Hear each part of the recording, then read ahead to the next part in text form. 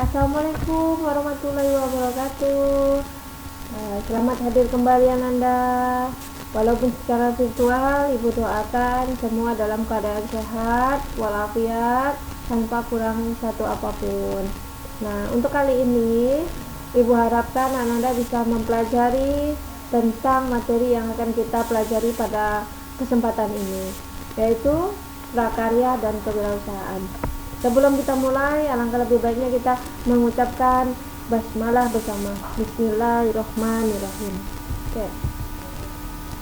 Dimana kita sering mengetahui kewirausahaan. Apa itu kewirausahaan? Jadi wirausaha itu ada imbuhan ke dan an. Wirausaha dari kata wira yang artinya pahlawan, perwira, berani, usaha, berarti daya usaha.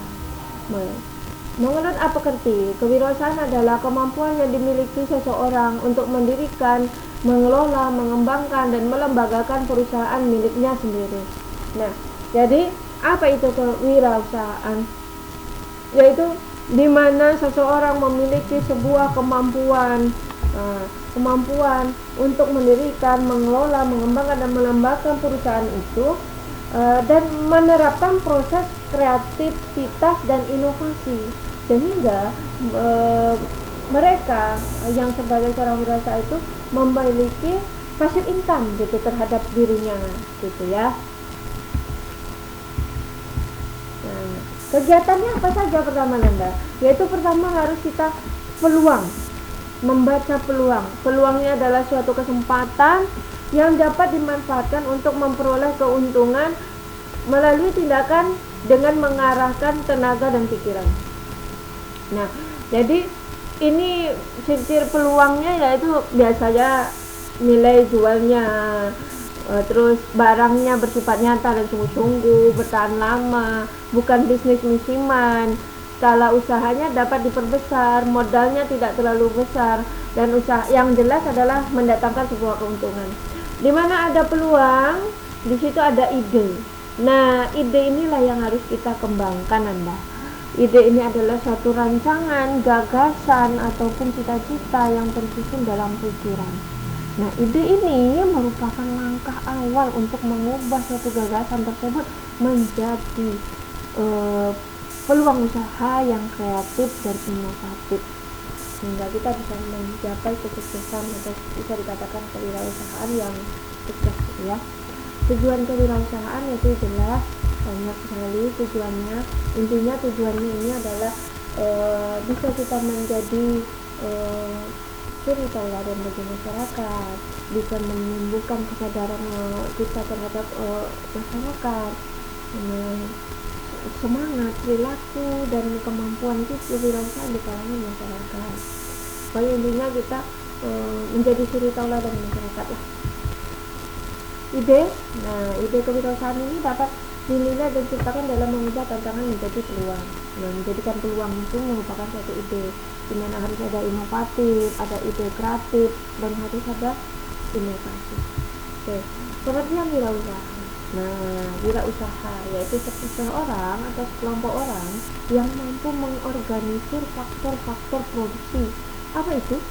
Alam, tenaga kerja, modal, keahlian. Ini kalau tidak salah sudah dibahas di materi ekonomi kelas 10. Nah, jadi ini sangat penting ya Nanda, ada alam, tenaga kerja, modal, keahlian, karena ini adalah pemiliknya yaitu masyarakat. Nah, nanti para wirausaha ini memakai faktor produksi ini dan membalasnya berupa jasa dan lain sebagainya. Ada manfaat wirausaha. Yang pertama ya jelas mengurangi pengangguran, kita sebagai generasi pembangunan terus menjadi suri tauladan di masyarakat, mendidik masyarakat hidup hemat dan efisien. Ini paling penting ya. Faktor-faktornya yang pertama jelas meningkatnya kebutuhan masyarakat tidak diimbangi dengan sumber daya yang kebutuhan yang terbatas, misalnya kayak seperti alat rumah ya. Adanya harapan memperoleh keuntungan yang cukup besar dari kegiatan mandiri jika dikelola secara profesional. Iya, jelas. Berubahnya minat dalam bekerja, tapi tantangan pertumbuhan ekonomi sehingga setiap orang harus berpacu dan bersaing dalam mencari nafkah. Ini jelas sekali ya, tantangan pertumbuhan ekonomi kita sangat pesat. Nah, jadi kita harus mampu mengikutinya. Karena berubahnya pola kehidupan manusia jelas ini ya. Semakin menipisnya sumber ekonomi masyarakat pedesaan dan pesatnya pertumbuhan penduduk dan majunya industri ini udah jelas sekali, tidak perlu dijelaskan lagi. Ini dapat mengubah cara berpikir dan cara pandang masyarakat untuk mencari alternatif baru dalam bekerja melalui kegiatan berusaha. Jadi ini adalah, mari kita tangkap peluang, ciptakan ide, berusaha dan berkreativitas inovatif. Itu yang sangat lebih disarankan untuk Ananda semua. Faktor penghambatnya yaitu biasanya sikap orang tua yang memainkan anaknya, yaitu yang selalu sikap manja terhadap anaknya. Apa yang anaknya butuhkan dikasih gitu, tanpa harus susah payah mungkin didapatkan. Sikap otoriter orang tua, sikap masa bodoh orang tua terhadap perkembangan jiwa anaknya, ya ini juga penting. Kemudian sikap orang tua yang menganggap berwirausaha adalah suatu bentuk pekerjaan yang kurang terhormat, kurang stabil, kurang mapan, mengandung ketidakpastian dan risiko yang tinggi sehingga dilarang. Padahal kalau kita mengetahui apabila wirausaha itu sukses, maka dia akan bisa dikatakan hidup makmur, bisa membantu masyarakat sekitarnya dan lain sebagainya. Yang penting kita berani mengambil risiko. Oke, langkah-langkah menjadi wirausahaan. Nah ini dia. Yang pertama, kita memang harus mengevaluasi diri kita sendiri. Kita kenali dulu apa bakat kita, kenali dulu motivasi kita apa, ya kan? Terus kemudian menggali kemampuan diri. Nah ini penting. Setelah kita punya bakat kita mampu menggalinya. Setelah kita mampu menggalinya, ayo kita berani untuk membuka sebuah usaha. Jangan pikirkan lebih dahulu gagalnya. Kemudian kita menambah produk-produk baru atau berinovasi jika kita sudah membuka usaha. Terus kemudian yang paling penting adalah ini mendengarkan apa yang diinginkan pelanggan. Ya, kita mendengarkan kritik dan saran dari mereka lah untuk mengembangkan usaha kita.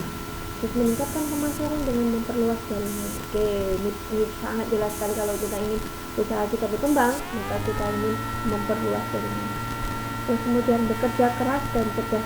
Dan juga ini penting ya, penting. Nah, cerdas di sini bukan hanya pintar, tetapi dalam segi apapun, manajemen dan lain sebagainya, kita pandai untuk mengorganisir tadi, mempersiapkan masa depan ya.